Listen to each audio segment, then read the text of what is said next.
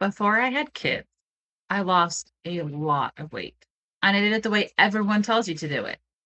4 hours a day in the gym, 5 days a week, non-stop, no skip days, nothing but chicken, rice, and broccoli. The person that I had in my life back at that time, their message was always work harder, be more dedicated, want it more. No cheat days. And I believe that's what it took. I believe that the scale wasn't moving. It was because I wasn't enough, not strong enough, not disciplined enough, not having enough willpower. Last week, at the end of the episode, I told you there was a story I've never told in full. This is it. Because here's what nobody told me back then and what I need you to hear today. The weight came off, but I was miserable. I wasn't living life. And that whole time, I thought the misery was the price of admission, that it was the only way to reach my goals. The truth is, it's not the only way to reach your goals. Because years later, I lost the weight again after my first child. And that time, everything was different. Not because I found more willpower, but because I found my people. This is Unsolicited Permission, the podcast for moms who are done waiting for permission to take care of themselves. Because the only permission you've been waiting for is your own. I'm Emily.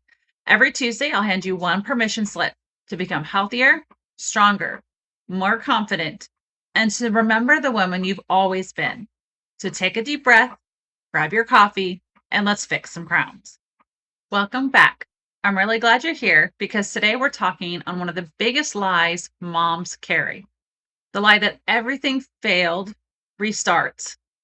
Every Monday that fell apart by Wednesday, every plan you've stuck to happened because you didn't have enough willpower. So here's this week's permission slip. You have permission to stop trying to do this alone. Needing people is not weakness. Needing support or help does not mean you're a failure.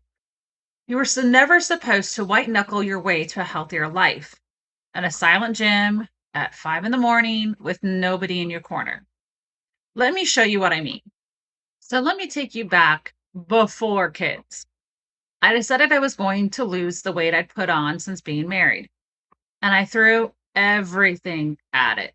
4 hours a day in the gym, every single day, by myself, runs by myself, meals with all the protein and none of the fun, every day, 3 times a day, by myself. And the voice in my ear, a person in my life at the time, had one answer for everything. Plateau, work harder. Exhausted, be more dedicated. Struggling, you must not want it enough. Not making progress, lift more weight. So I worked harder. And you know what? It did work if the only thing you measure is the scale. But here's what the scale doesn't measure. I was lonely. I was exhausted.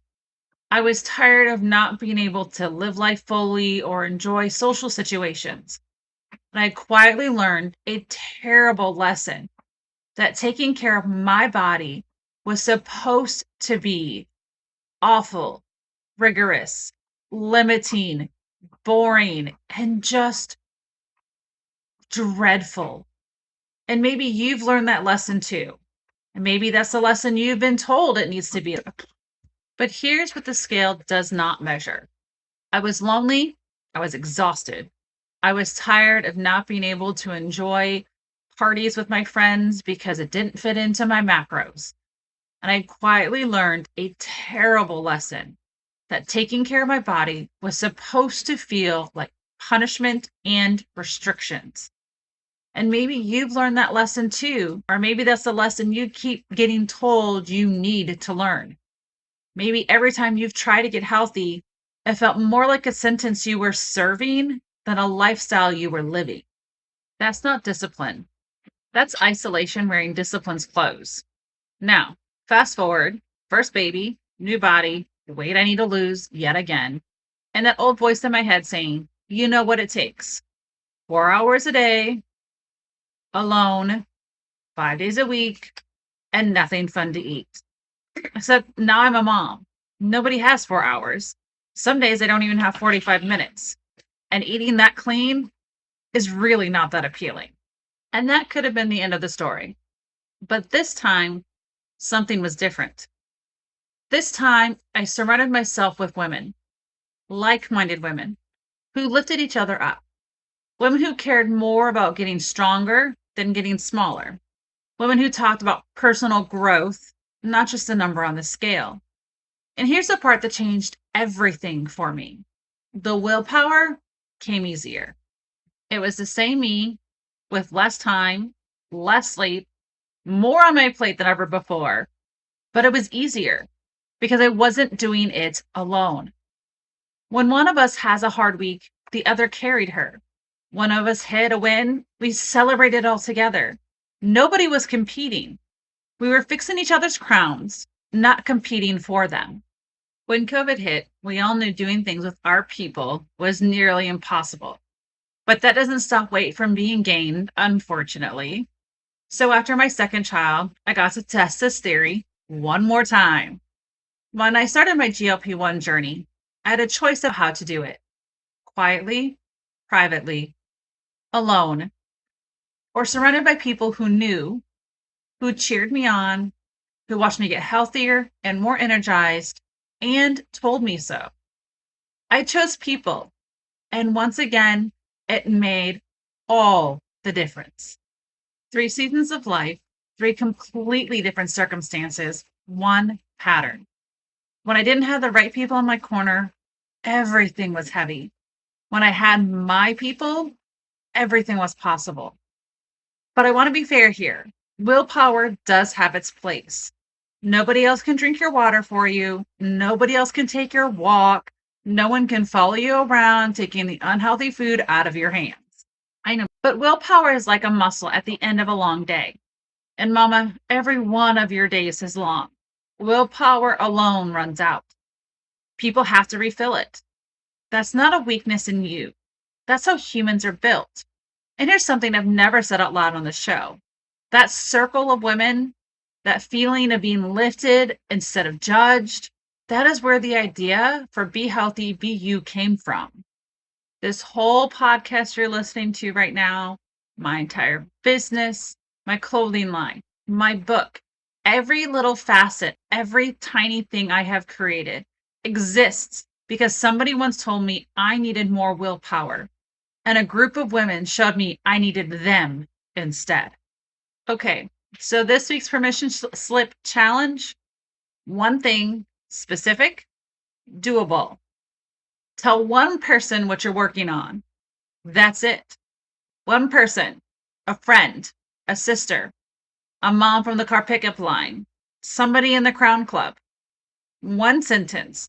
I'm working on taking better care of myself, and I wanted someone to know. Because the moment one person knows, you are no longer doing this alone. And if there is no one in your life you can say that to right now, hear me. That is not a flaw in you. That is the exact reason the Crown Club exists. Come say it to us. We'll cheer embarrassingly loud for you. So here's your crown fixing moment for the week, mama. You've never been one burst of willpower away from a different life. Stop measuring yourself by what you can carry alone. Queens don't build kingdoms alone. They never have. If this episode found you at the right time, follow the show and come join us on the Crown Club on Facebook. The link is right there in the show notes. I want you to come surround yourself with the right people, the kind that will lift you up, support you, and cheer you on, not tear you down. And then next week, we're going looking for someone, a woman who's been gone for a while. You might remember her. She's the one who existed before everyone started calling you mom. Next Tuesday, we're going to go find her, so don't miss it. Remember, you never needed anyone else's permission, only your own. Go become the woman you've been missing, because your kids aren't watching perfection. They're watching courage. Until next Tuesday, keep fixing your crown. I'll see you then.